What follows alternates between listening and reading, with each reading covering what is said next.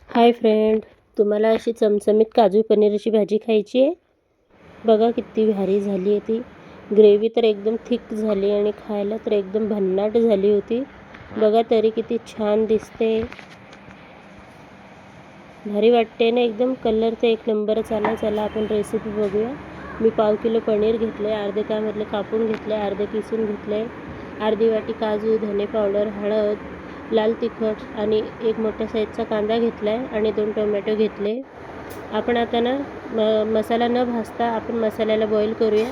मी एका छोट्या पातेल्यामध्ये 1 ग्लास पाणी गरम करून घेतलं आणि त्यामध्ये चिरलेला कांदा आणि टोमॅटो ॲड केला आणि काजू, अर्धी वाटी काजू घेतले होते, त्यामधले अर्धे मी मसाल्यामध्ये ॲड केले. आता हे आपण चांगलं शिजू देऊया.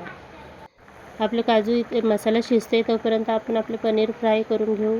एका कढईमध्ये मी तेल घेतलं, त्यामध्ये चिमूटभर हळद आणि थोडंसं मीठ घालून आपण आपलं पनीर फ्राय करून घेऊ.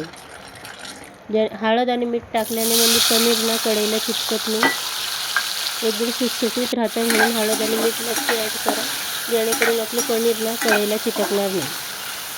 आपलं पनीर फ्राय होते त्यावर आपण मसाला बघूया.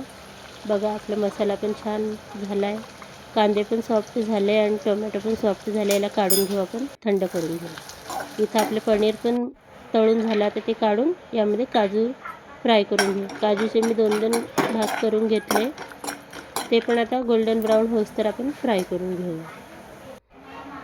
आपला इथं मसाला वाटून घेऊ आपण. बघा माझा मसाला पण वाटून झाला आणि काजू पण फ्राय झाले. आपण आता फोडणी देऊया भाजीला. मी 2 तेजपान घेतले, थोडासा कढीपत्ता आणि थोडेसे खडे मसाले घेतले.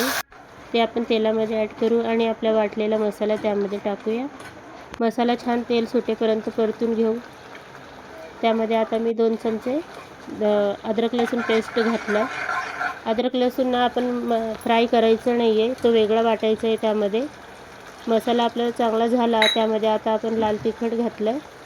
2 चमचे मी धणे पावडर घेते, 1 चमचा हळद.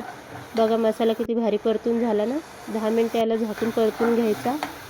आता थोडंसं पाणी टाकून मी याला थोडं आणखी होऊ देईल. त्यानंतर यामध्ये दीपक मसाले, किचन किंग मसाला, थोडासा चाट मसाला हे ॲड केलं. याला चांगलं फिरवून घेतलं.